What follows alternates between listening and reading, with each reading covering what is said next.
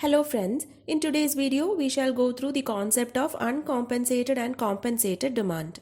An uncompensated demand curve shows the relationship between price of a good and the quantity demanded of that good, provided the price of other goods and nominal income remains the same. So uncompensated demand shows nothing but the total price effect, or it clearly shows the operation of law of demand. That is, suppose the price of good Y and the nominal income of the consumer remaining the same. If the price of good X decreases, then the quantity demanded of good X increases and vice versa. This is the uncompensated or the Marshallian demand. The uncompensated demand is also known as a primal demand. Now, why this Marshallian demand or primal demand is called as the uncompensated demand is because the change in the price of a good leads to change in the real income of the consumer, which is uncompensated. That is, when the price of good decreases, consumer's real income increases. So that increase in real income is not adjusted in any way. Similarly, when the price of good X increases, consumer's real income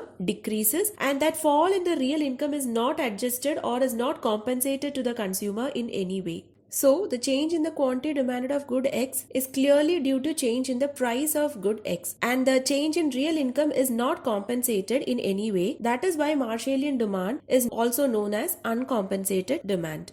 We shall see what Marshallian demand is with the help of a diagram. So here we are using the same diagram as that of the Hicksian approach of price decomposition. So initially we have RS budget line wherein the consumer reaches equilibrium at point A at a lower utility level. Now the price of good Y remaining the same, when the price of good X decreases, consumer's real income increases, which is shown by an outward shift in the budget line from RS to RT, and the consumer reaches equilibrium at point B on a higher utility level. So the movement from A to B shows the price effect. Now if we draw a parallel diagram below and denoting x-axis as the quantity demanded of good X and y-axis as price of good X, and if we plot these points A and B in the diagram below, we can see that at OP0 prices, the quantity consumed of good X was OE, and when the price of good X decreased from OP0 to OP1, consumer has increased his consumption of good X from OE to OG. It means due to the decrease in price of good X, EG units of additional amount of good X has been consumed by the consumer. So if we join points A and B, we get a straight line, which is the Marshallian demand curve. Similarly, in the case of increase in the price of good X, initially consumer's budget line is represented as RS, where the consumer is in equilibrium at point A at a higher utility level. Now the price of good Y remaining the same, when the price of good X increases, consumer's real income decreases, which is represented by an inward shift in the budget line from RS to RT. And in the new budget line RT, the consumer reaches equilibrium at point B at a lower utility level. Now the movement from point A to B shows the price effect. Now if we plot the points A and B on a diagram parallel to the present diagram below, we can see that at point A, the price of good X is OP0, and at OP0 price, OE amount of good X is consumed. And when the price of good X has increased from OP0 to OP2, the quantity demanded of good X has decreased from OE to OG.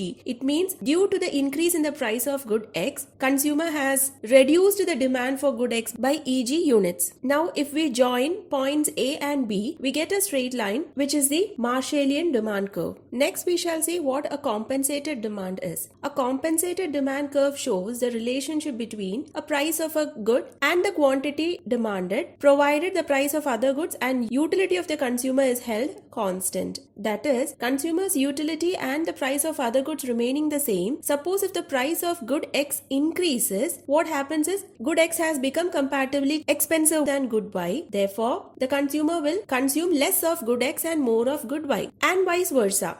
So here the consumer is substituting the cheaper good for the expensive one. So clearly compensated demand shows a substitution effect. The compensated demand is also known as a Hicksian demand or the dual demand. Now it is termed as a compensated demand because the change in the price of a good changes the real income of the consumer, and that change in real income is compensated or adjusted so as to make the consumer to stay on the initial utility itself, so that the consumer is neither better off nor in a worse off situation. Let's see what that means with the help of a diagram. Here in the first scenario where the price of good Y remaining the same, the price of good X is decreasing, we can see that the consumer's real income has increased whereby the consumer's budget line has shifted from RS to RT. Now this increased real income is reduced so that the consumer maintains the initial level of utility itself.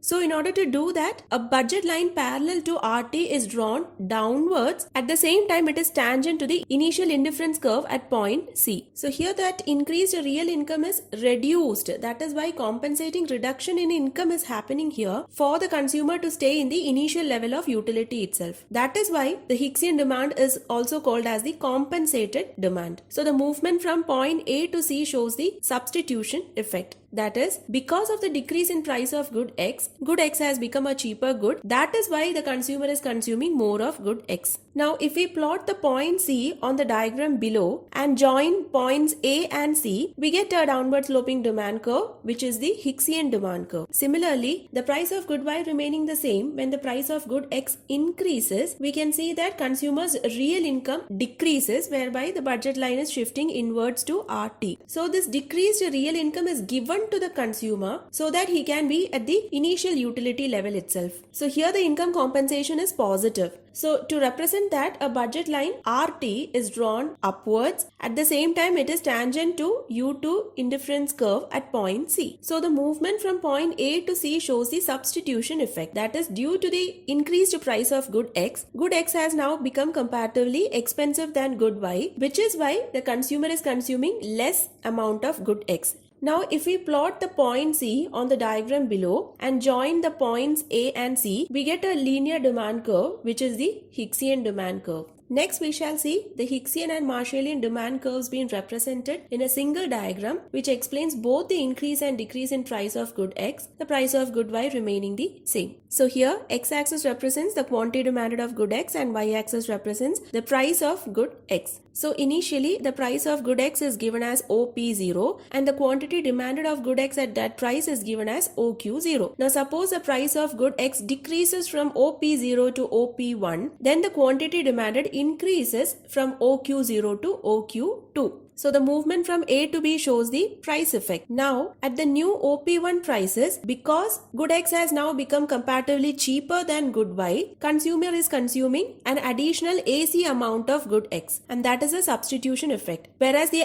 rest of the amount of good X that is being consumed, that is CB amount of good X, has been consumed because of income effect. As at OP1 prices, the consumer's real income has increased from C to B. Similarly, when the price of good X increases from OP0 to OP2, consumers' demand for good X decreases from OQ0 to OQ1. So here the movement from point A to B dash shows the price effect. That is, because of the increase in price of good X, the quantity demanded of good X is decreasing. Now at the new prices OP2, good X has now become comparatively expensive than good Y, which is why the consumer is consuming less of good X and more of good Y. So because of good X being an expensive product, the consumer is consuming AC dash less amount of good X, and that shows the substitution effect. Whereas the rest of the amount of good X, that is C dash B dash amount of good X, which has been consumed less by the consumer, is due to income effect. At the new higher prices OP2, consumers' real income has decreased from C dash to B dash. So that is why C dash B dash amount of good X is being consumed less by the consumer, and that C dash B dash shows the income effect. In economic analysis, whether to choose a compensated demand curve or to use an uncompensated demand curve is a matter of convenience. Mostly in empirical works, uncompensated or the Marshallian demand curves are used because the data on prices and nominal incomes required to estimate them are readily available. But for some theoretical purposes, compensated or Hicksian demand curves are used because the ability to hold utility constant offers some advantages to explain some of the concepts. If you like the video, do subscribe to my channel and share it to maximum. Thank you.